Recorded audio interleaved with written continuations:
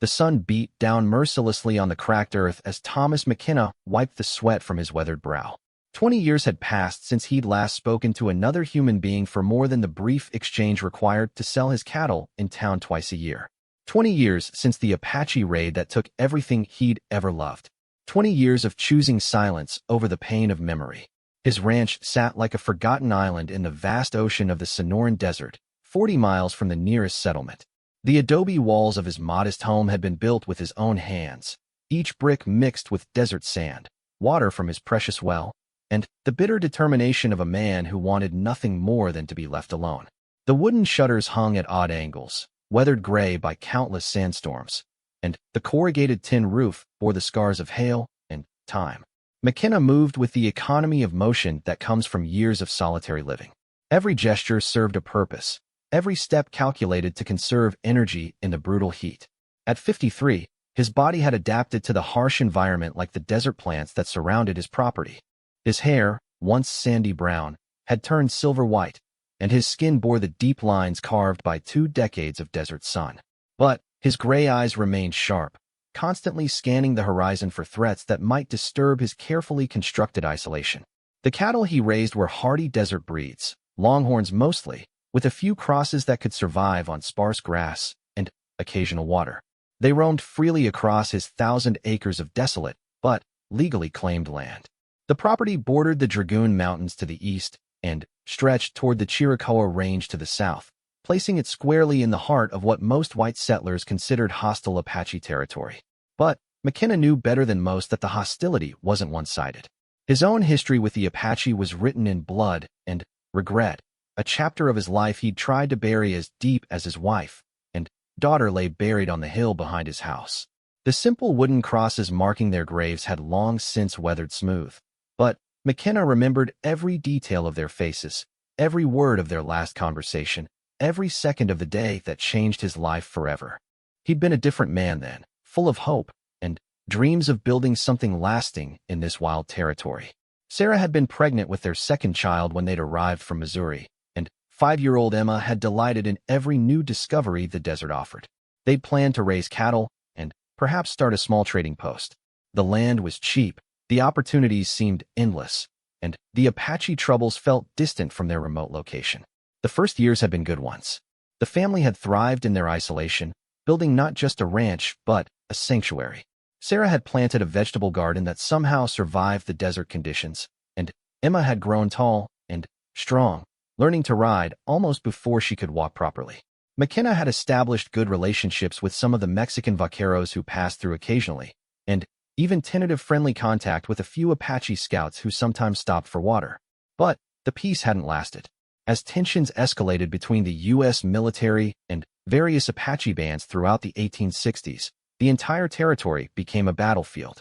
What had once been live-in, let-live encounters between settlers and natives turned into a cycle of raid and retaliation that spared no one.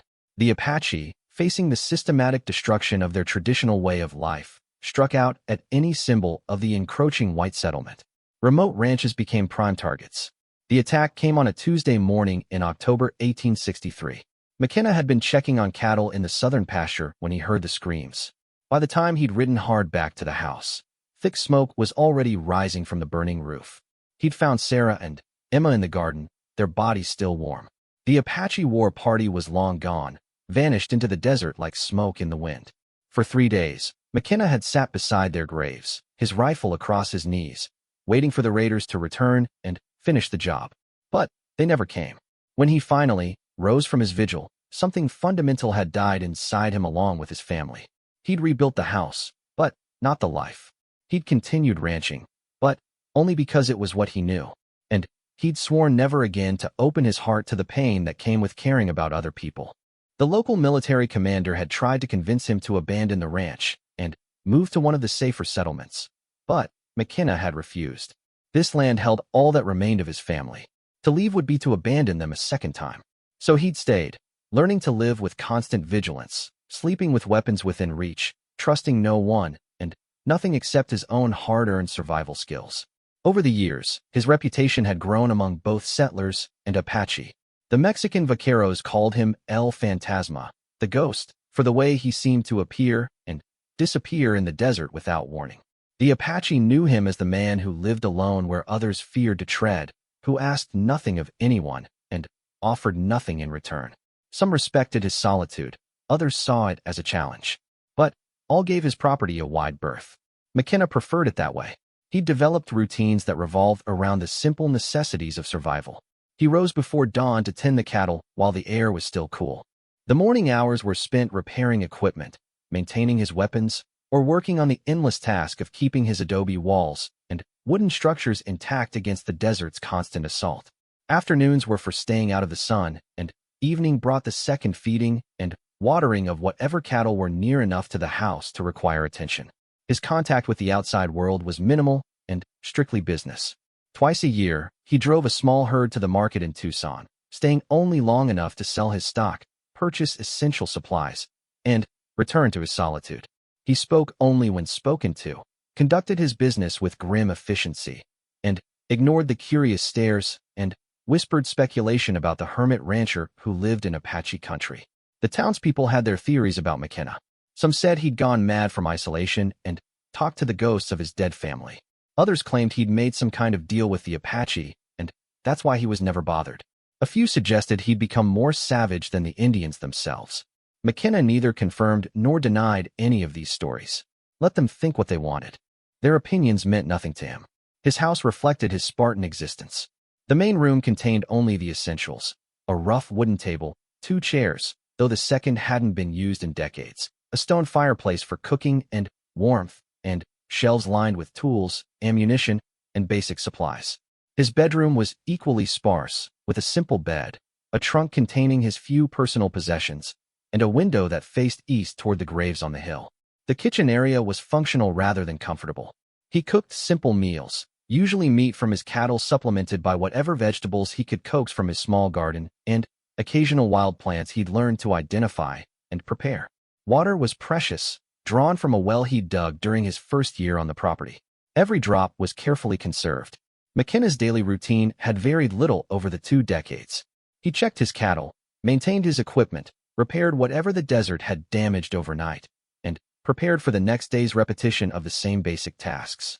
He read occasionally from a handful of books he'd saved from the original house fire, mostly practical manuals about ranching and desert survival. But increasingly, he found himself simply sitting on his porch as evening approached, watching the sun set over the vast emptiness that surrounded his small domain. The silence had become his companion, broken only by the sounds of wind, cattle, and the occasional coyote pack. He'd grown comfortable with solitude, even protective of it. The thought of human conversation had become foreign to him, almost threatening. He'd built his life around the absence of other people, and that life had taken on its own rhythm and meaning. But the desert was changing around him, even if he chose not to acknowledge it. The Apache wars were intensifying as the military increased pressure on the remaining free bands. More settlers were arriving, pushing into territories that had been relatively untouched. The days of live in, let live were ending, replaced by a brutal campaign of extermination and removal that would leave no corner of the Southwest untouched. McKenna sensed the growing tension even in his isolation. He'd noticed increased military patrols in the distance, and the semi-annual cattle drives to market revealed a territory increasingly divided between heavily fortified settlements and vast stretches of contested wilderness. But he told himself these developments didn't concern him. He'd found his place in the desert, carved out his small piece of peace, and intended to defend it against any intrusion. As autumn approached in 1883, McKenna was as prepared as ever for the seasonal changes that would bring cooler nights and the need to move his cattle closer to reliable water sources. He'd stockpiled supplies during his last trip to Tucson and felt confident in his ability to weather whatever challenges the coming months might bring.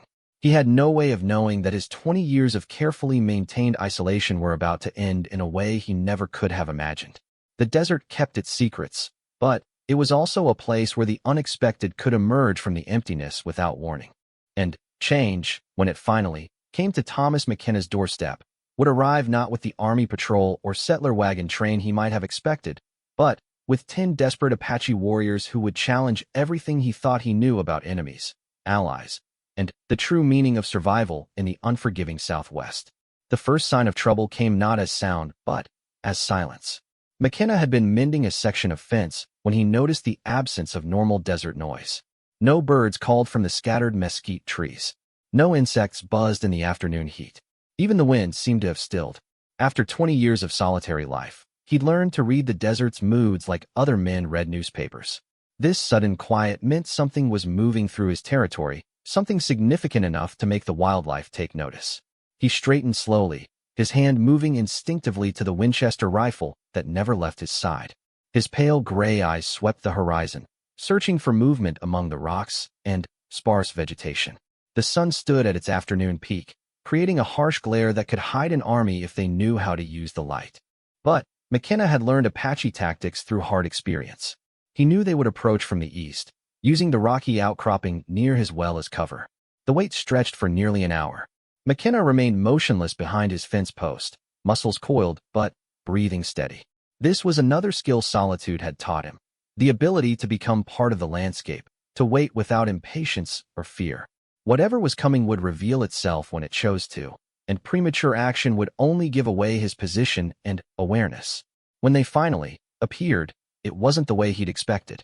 Instead of a war party emerging from concealment with weapons ready, a single figure stepped into view from behind the well house. The Apache warrior stood tall despite obvious exhaustion, his hands empty and visible. He was young, perhaps 25, with the lean build and weathered skin of someone who'd spent his entire life in the desert. His clothes were travel-worn but not ragged, and he carried himself with the dignity of someone accustomed to respect. McKenna kept his rifle ready but didn't raise it to his shoulder. This was no attack. The warrior's posture, his deliberate exposure of himself, the fact that he'd approached the well rather than the house. Everything suggested a different kind of encounter. Still, McKenna remained silent and watchful. 20 years of solitude had made him cautious about any human contact, regardless of the circumstances. The Apache warrior spoke first, his English clear but accented. "Water," he said simply. "We need water." The word "we" sent a chill through McKenna's awareness. His eyes scanned the terrain more carefully, looking for additional figures. The warrior seemed to understand his concern and gestured toward the rocks to his left. Slowly, deliberately, 9 more Apache emerged from concealment. They moved like men at the end of their strength, stumbling slightly as they rose from their hiding places. Several bore obvious wounds, blood-stained shirts, makeshift bandages, the careful way they favored injured limbs. McKenna studied the group with the eye of a man who'd survived in hostile territory for 2 decades. These weren't raiders preparing for an attack. They were survivors, refugees running from something that had pushed them to the edge of endurance. Their weapons were still in their hands, but held loosely, almost as an afterthought. Their attention was focused not on him, but on the wooden windmill that marked his well. The leader, for it was clear the first warrior spoke for the group, took a careful step forward. "We are not your enemies today," he said, his voice carrying the exhaustion his posture tried to hide. "We ask only for water. Then, we will go." For the first time in 20 years, McKenna found himself facing a decision that involved other human beings. Every instinct told him to refuse, to order them away from his property. These were Apache warriors, the same people who'd murdered his family and destroyed his first life. By every measure of frontier justice and personal revenge, he should shoot first and ask questions later. But something in their condition gave him pause. These men weren't the confident war party that had raided his ranch 2 decades ago. They were beaten, desperate, clinging to the last threads of strength and dignity. And, despite their desperate situation, they'd approached openly, asked permission rather than simply taking what they needed. In Apache culture, as McKenna well knew, such restraint spoke of either great weakness or great honor. "How many?" McKenna asked, his voice rusty from disuse. 10, the leader replied without hesitation. "How long?" The Apache warrior looked confused by the question. "How long do you need the water?" McKenna clarified. Understanding dawned in the man's dark eyes. "One day? Tonight. We travel when the sun sets." McKenna felt the weight of the moment. For 20 years, he'd lived by simple rules: trust no one, need no one, help no one. Those rules had kept him alive and given his life structure and purpose. Breaking them, even once, felt like stepping off a cliff into unknown territory. But, as he studied the group of exhausted warriors, another memory surfaced. Sarah's voice, speaking to him during their first winter on the ranch when they'd helped a family of Mexican settlers whose wagon had broken down nearby. "We're all just people trying to survive out here, Thomas," she'd said. "Sometimes the difference between living and dying is whether someone chooses kindness over fear." The memory struck him like a physical blow. He hadn't thought about Sarah's words in years, had buried them along with everything else that connected him to the man he'd been before the tragedy. But now, facing this unexpected situation, they returned with uncomfortable clarity.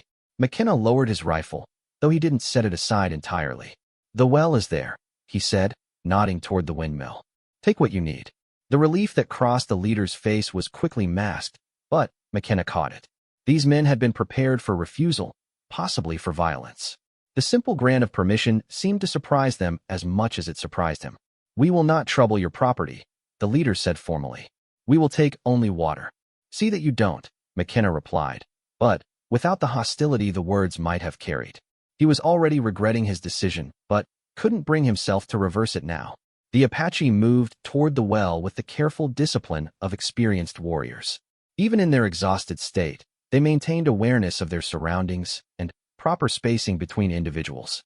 But their attention was clearly focused on the precious water rather than any potential tactical advantage. McKenna watched them organize themselves into an efficient queue, with the most wounded receiving priority access to the well.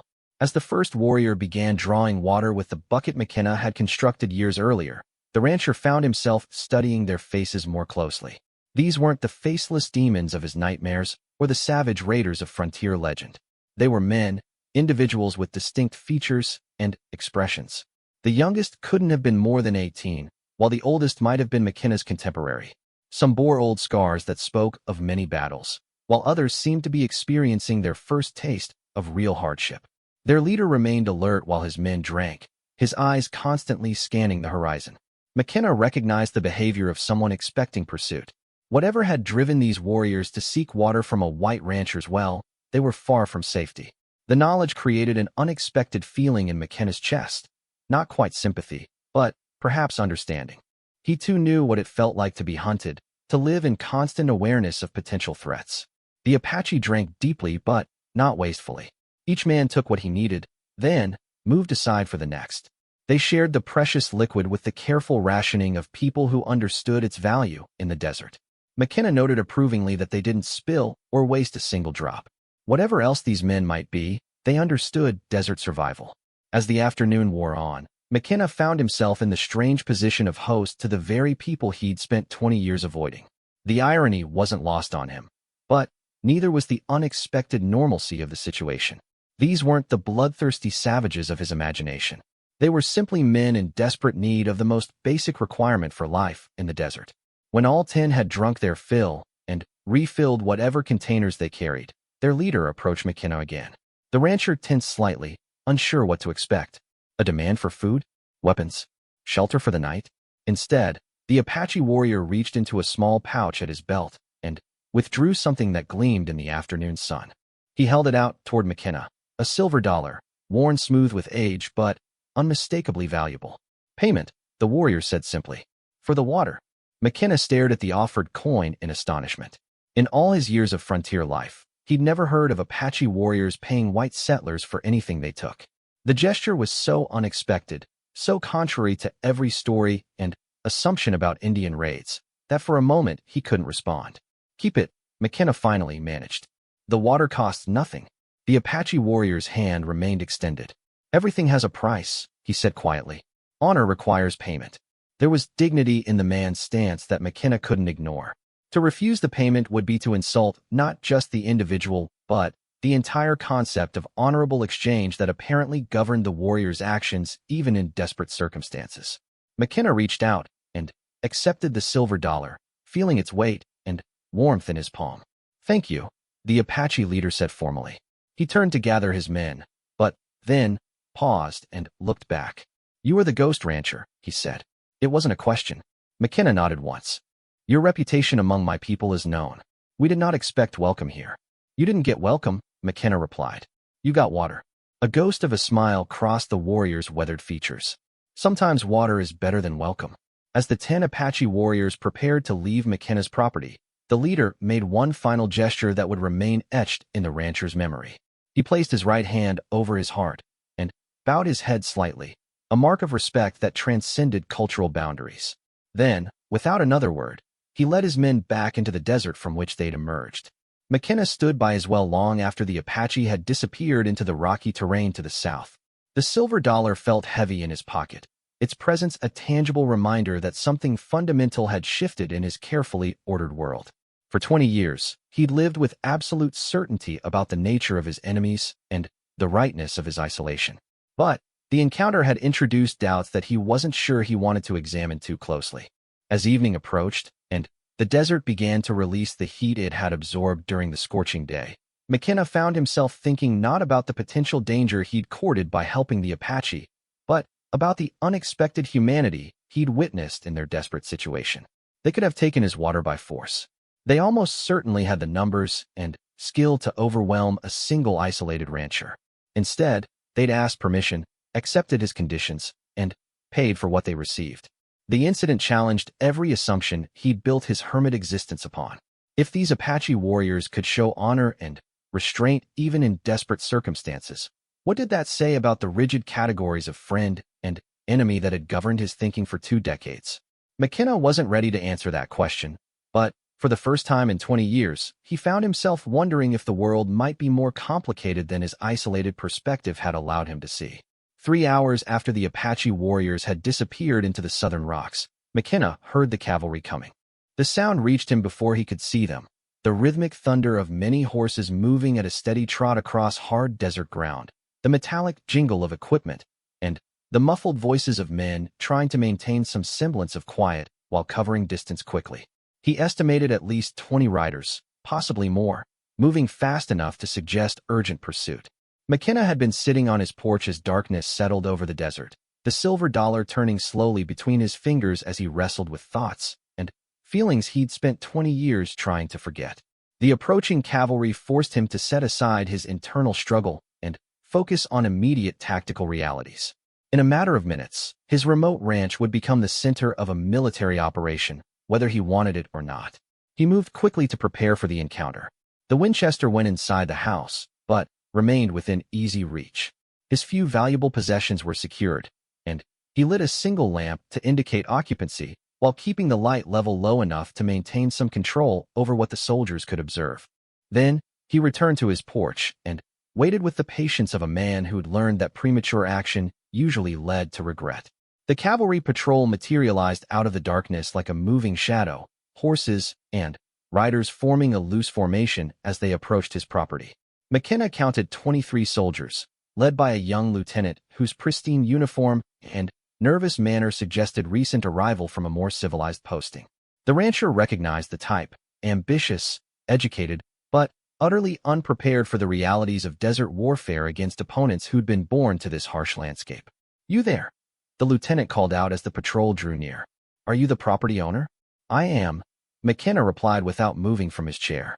After 20 years of minimal contact with the outside world, he found the young officer's aggressive tone grating.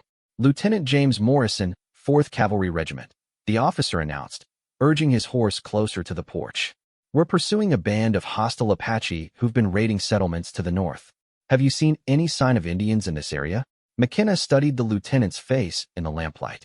Morrison couldn't have been more than 25 years old, with the soft features and pale complexion of someone raised far from frontier hardships.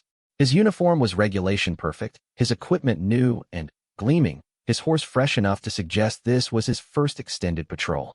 Everything about the young man screamed inexperience, which made his pursuit of seasoned Apache warriors seem almost tragically futile.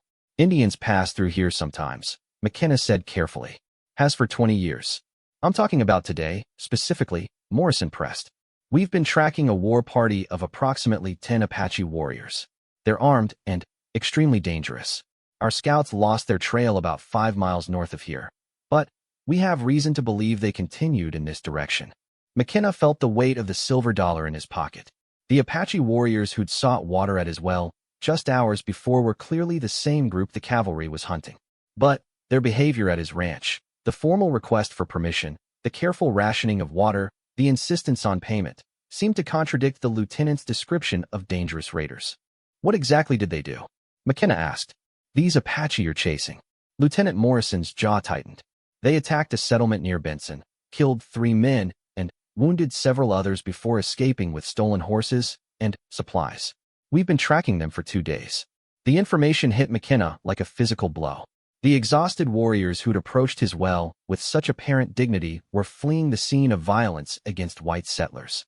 His decision to provide them with water had aided the escape of men who'd killed his own people. The knowledge should have vindicated his 20 years of mistrust and isolation. Instead, it only deepened his confusion about the encounter. You haven't answered my question, Morrison continued impatiently. Have you seen any Apache today? McKenna hesitated. The honest answer would bring the full weight of military pursuit down on the 10 warriors who were now hours ahead of the cavalry. Despite their apparent crimes, something about their behavior at his well made him reluctant to betray their location. But lying to federal soldiers carried its own risks and complications. Saw some tracks this morning, he finally said. Old ones, heading west toward the Dragoons. But that could have been anybody, Mexican vaqueros, prospectors, cattle rustlers. It wasn't entirely a lie. He had seen older tracks during his morning rounds, and the Apache had indeed departed toward the Dragoon Mountains, though they'd headed south rather than west. The misdirection wasn't much, but it might buy the warriors a few extra hours before the cavalry picked up their trail again. Lieutenant Morrison studied McKenna's weathered face with the suspicious intensity of a man trying to read truth from expression. You live alone out here. 20 years now. That's a long time to maintain a ranch in hostile territory without incident. The young officer's voice carried an edge of suspicion. Some might wonder how you've managed to avoid the kind of trouble that's plagued other isolated settlements. The implication stung McKenna more than he wanted to admit. Some might wonder why a green lieutenant is chasing Apache through country he doesn't understand with soldiers who've never seen real desert warfare, he replied evenly. But wondering doesn't make it their business.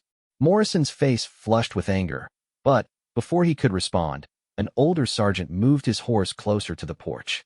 The non-commissioned officer's approach defused the tension that had been building between the lieutenant and the rancher. Begging your pardon, sir, the sergeant said to Morrison, but we should water the horses and check our supplies before we continue pursuit. The men have been riding hard all day. The sergeant was clearly a veteran, probably twice Morrison's age and 10 times his experience. His suggestion carried the weight of practical necessity, and even an inexperienced officer couldn't ignore the needs of his mounted troops. Morrison nodded grudgingly. Very well, Sergeant Martinez. But keep the men alert. Those Apache could double back at any time. As the cavalry troopers began the routine tasks of caring for their horses and checking equipment, McKenna found himself in the surreal position of hosting the very soldiers who were hunting the men he'd helped just hours before. The ironies seemed to multiply with each passing moment, challenging his understanding of loyalty, justice, and moral obligation in ways that 20 years of solitude hadn't prepared him for. Sergeant Martinez approached the porch with the easy confidence of a man comfortable in any situation. Mind if we water our horses from your well? He asked politely. We'll pay for what we use. No charge for water, McKenna replied, appreciating the sergeant's respectful approach. Help yourself. As the soldiers moved about his property with military efficiency, McKenna observed their condition and equipment. Unlike their young lieutenant, these were experienced frontier soldiers. Their uniforms were faded and patched, their weapons well-maintained but showing signs of hard use. Several bore scars or old wounds that spoke of previous encounters with hostile forces. These men knew the reality of Apache warfare in ways their officer didn't. Been tracking them Apache for 2 days now, Sergeant Martinez commented as he supervised the watering detail. Cagey bastards, pardon the language. Every time we think we've got their trail pinned down, it disappears like smoke. Apache know this country, McKenna observed. Born to it. That they are. Makes 'em hard to catch when they don't want to be caught. The sergeant paused, studying McKenna's face. You ever have any dealings with them? Living out here alone, and all. McKenna chose his words carefully. See them sometimes. Most times they see me first, and I never know they were here. Not many want anything to do with a crazy white man living by himself in the middle of nowhere. Martinez chuckled. Might be some wisdom in that. Apache respect crazy. Think it's got medicine power or some such. Lieutenant Morrison had been growing increasingly agitated as the rest period stretched on. He finally, approached the porch again, his impatience obvious. "We need to continue pursuit," he announced. "Every minute we delay gives them a larger lead." "Sir," Sergeant Martinez said diplomatically, "the horses need rest, and tracking at night in this terrain would be near impossible. Might be better to camp here tonight and pick up the trail at first light." Morrison's face darkened. "I wasn't asking for your opinion, Sergeant. I was giving orders." The exchange revealed the fundamental tension McKenna had observed in many frontier military units. The conflict between inexperienced officers with ambition and veteran soldiers with hard-won knowledge. Morrison clearly wanted to push forward regardless of practical considerations, while Martinez understood the futility of night pursuit in desert mountains. "Lieutenant," McKenna interjected quietly, "the sergeant's right about night tracking. Apache can move through this country in full darkness better than your men can move in daylight.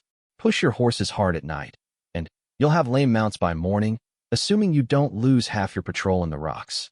Morrison's jaw worked as he struggled between his desire to reject advice from a civilian hermit and the obvious truth of the warning. "What would you recommend?" he finally asked through gritted teeth. "Make camp. Rest your horses and men. Start fresh at dawn when you can actually see sign. The Apache you're chasing are wounded and tired.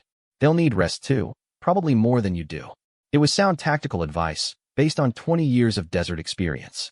But McKenna found himself feeling conflicted about offering it. Part of him wanted the cavalry to continue their futile night pursuit, giving the Apache warriors even more time to escape. Yet another part, the part that remembered his murdered family, wanted justice for the 3 men killed in the Benson raid.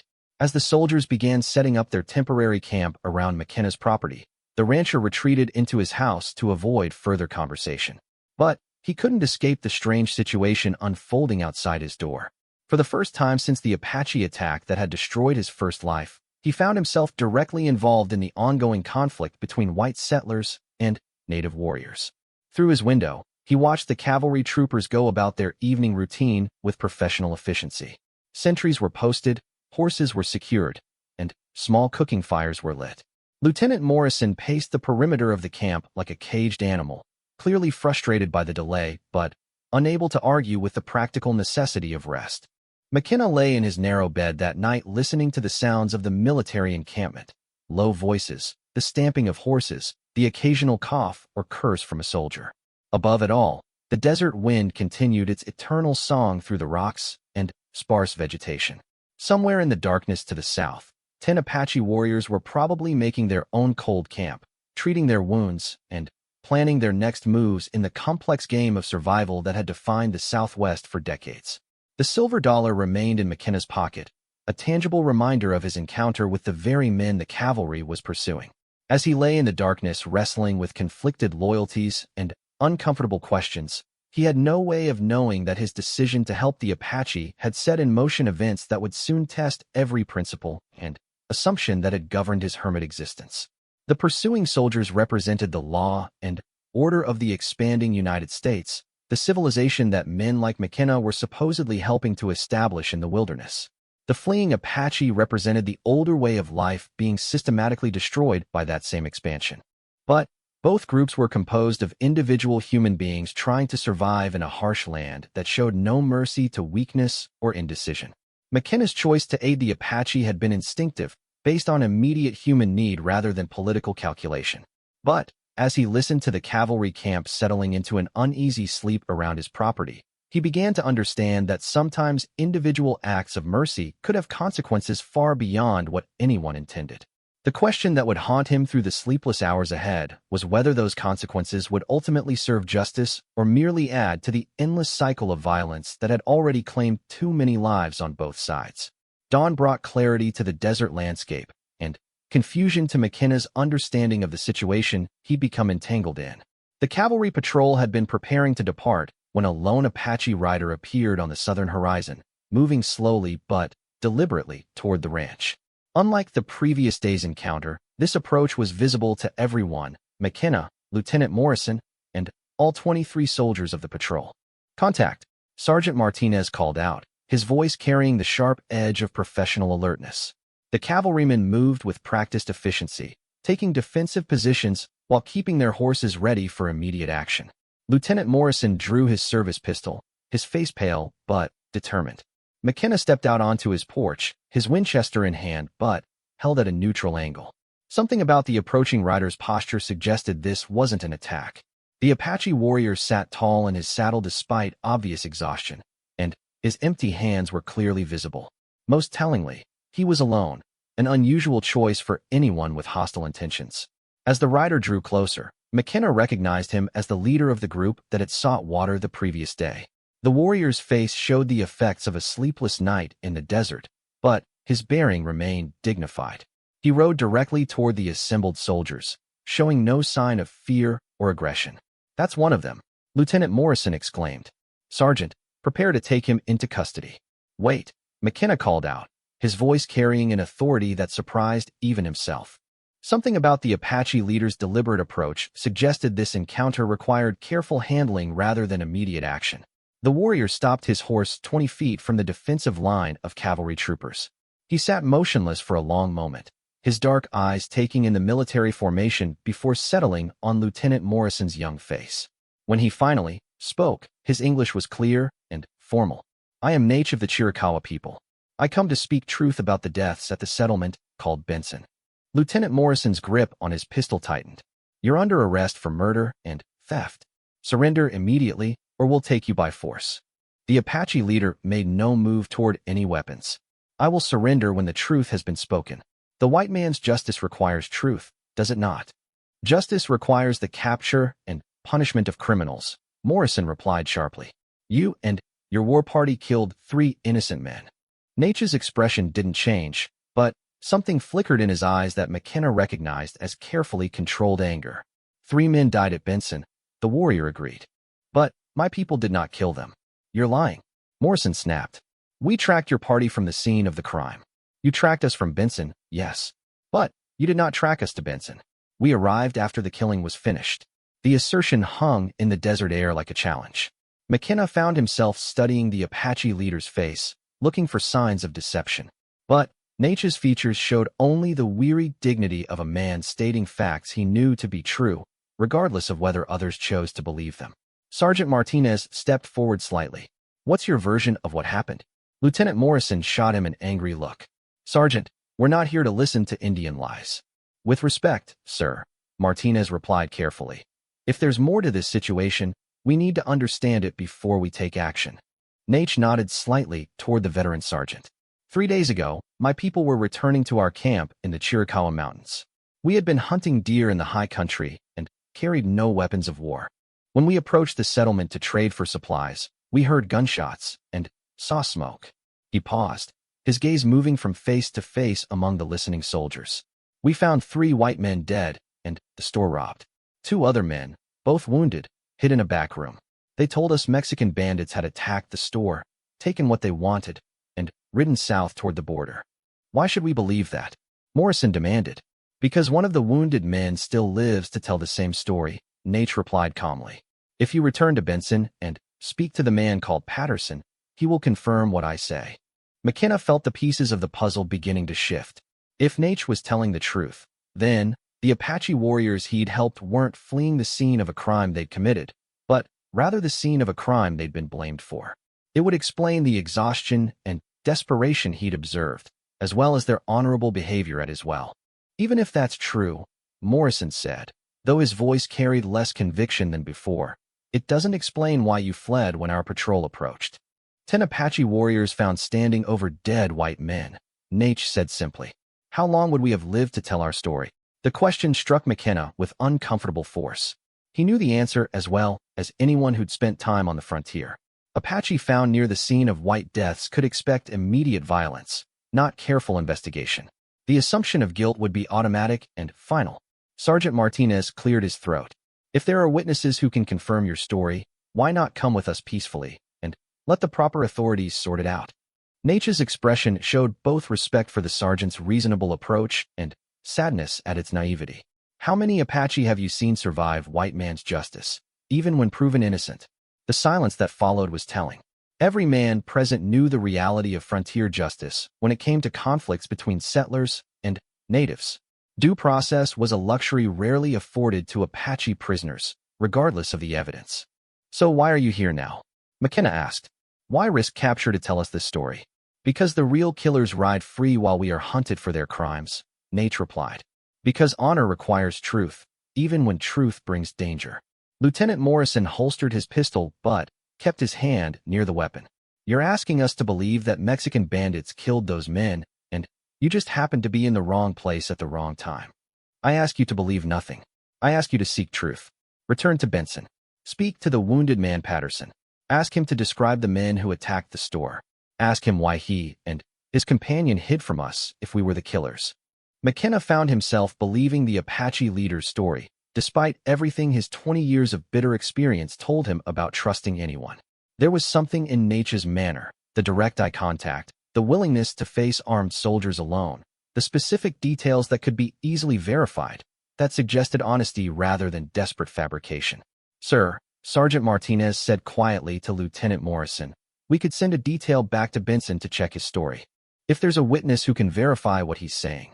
I know what you're thinking, Sergeant, Morrison replied tersely. But we have our orders. We're to capture or kill the Apache responsible for the Benson raid. What if these aren't the Apache responsible? McKenna interjected. What if you're about to arrest the wrong men for someone else's crimes? Morrison turned his frustrated gaze on the hermit rancher. And what would you know about military justice? Nothing, McKenna admitted. But I know something about being blamed for things that aren't your fault. And I know what it's like to want revenge so badly that you stop caring whether you're taking it on the right people. The personal nature of McKenna's words seemed to penetrate Lieutenant Morrison's military mindset. For the first time since the encounter began, the young officer appeared to be considering possibilities beyond his original assumptions. Even if his story is true, Morrison said finally, he and his men fled the scene of a crime. They resisted lawful pursuit. They're still subject to arrest and investigation. Nate nodded slowly. This is understood. But investigation must include truth, not only assumptions. The Mexican bandits who killed your people should not escape justice because it is easier to blame Apache. McKenna stepped down from his porch, moving closer to the tense group of soldiers and their lone Apache prisoner. Lieutenant, what if you sent half your men back to Benson to verify his story while the rest remain here with the prisoner? If the witness confirms what he's saying, you've saved yourself from making a serious mistake. If the witness contradicts him, you still have your prisoner. It was a reasonable compromise, and even Lieutenant Morrison seemed to recognize its logic. But McKenna could see the young officer struggling between practical wisdom and the rigid thinking that had brought him into the desert chasing phantoms. The decision isn't mine alone, Morrison said finally.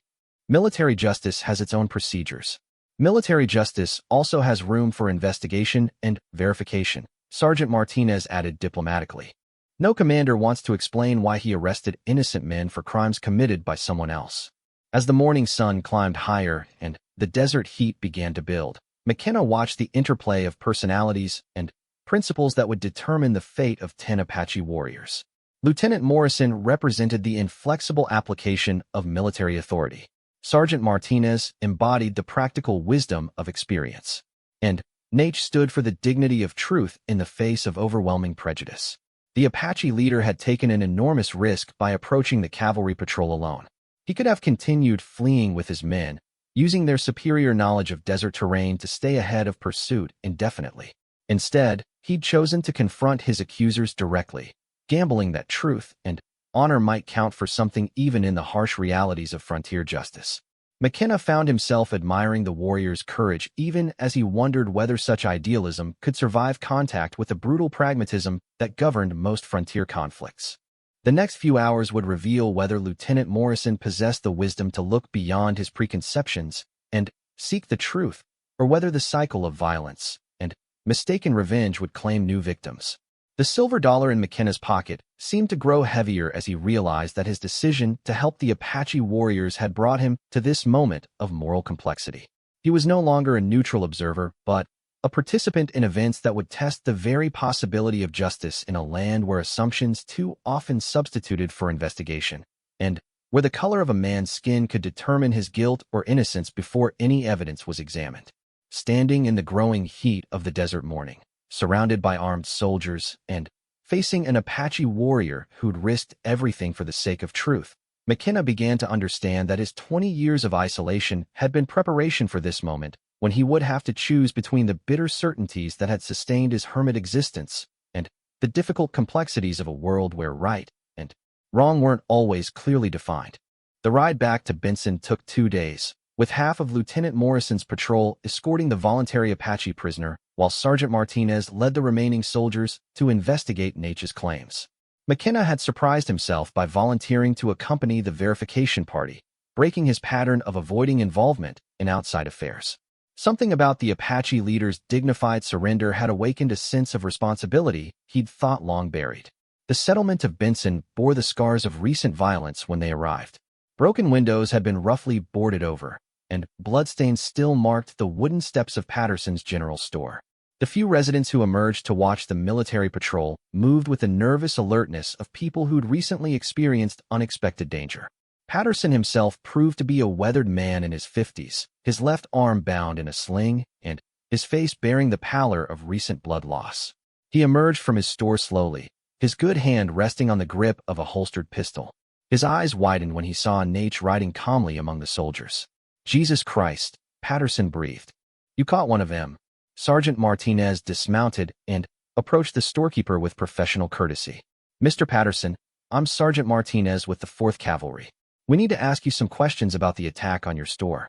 "Questions?" Patterson's confusion was evident. "What kind of questions? You got one of the bastards right there. Hang him and be done with it." "Sir, we need you to describe exactly what happened during the attack. Can you tell us what the men who robbed your store looked like?" Patterson glanced nervously between the sergeant and the Apache prisoner. "What kind of damn fool question is that? They look like Indians. Apache, just like that one there." McKenna watched Nate's face carefully. The warrior showed no reaction to Patterson's identification, but something in his eyes suggested he'd expected this response. The storekeeper was clearly traumatized by his experience, but his immediate assumption of Apache guilt raised questions about the reliability of his testimony. "Mr. Patterson," Sergeant Martinez continued patiently, "can you describe their clothing? Their weapons? Did they speak English or Apache? Any specific details about their appearance?" The storekeeper's irritation was growing. "They were Indians, for Christ's sake. They had guns and knives. They shot up my store, killed my customers, and took everything they could carry. What more do you need to know?" McKenna stepped forward, his voice gentle but persistent. "Were they wearing traditional Apache clothing or white man's clothes? Did they have war paint? How many horses did they ride?" Patterson stared at McKenna as if seeing him for the first time. "Who the hell are you?" "Someone who's lived in Apache country for 20 years, McKenna replied. "Someone who knows there are differences between Apache war parties and Mexican bandits that matter to getting the right men for the crime." The storekeeper's face flushed with anger. "Are you calling me a liar? I'm asking you to think carefully about details that might help catch the real killers," McKenna said calmly. "If you were attacked by Mexican bandits wearing Apache clothing, or if you assumed they were Apache because of the chaos and fear, that's understandable. But it means the real criminals are still free." "Mr. Patterson," Sergeant Martinez interjected, "is there anyone else who witnessed the attack? You mentioned another wounded man. Billy Henderson. He's laid up at the doctor's place with a bullet in his leg. But he'll tell you the same thing I'm telling you. We were attacked by Apache raiders." The party moved to the small building that served as Benson's medical facility, where they found Henderson propped up in bed, his wounded leg elevated and his face gray with pain and exhaustion. Unlike Patterson, Henderson seemed genuinely glad to see the soldiers. "Thank God you caught some of them," Henderson said when he saw Nate. "Though I'm surprised that one came so quiet. The ones that hit us fought like demons." Sergeant Martinez repeated his careful questions about the attacker's appearance and behavior. Henderson's answers proved more detailed than Patterson's, but also more troubling for anyone hoping for clear confirmation of Apache guilt. "They wore white man's clothes mostly," Henderson recalled slowly. "Spoke Spanish to each other, not Indian talk. Had Mexican saddles on their horses, with silver decorations. But they moved like Indians, quiet and fast." McKenna felt his pulse quicken. "Did any of them speak English?" "The leader did. Good English, but with a Mexican accent.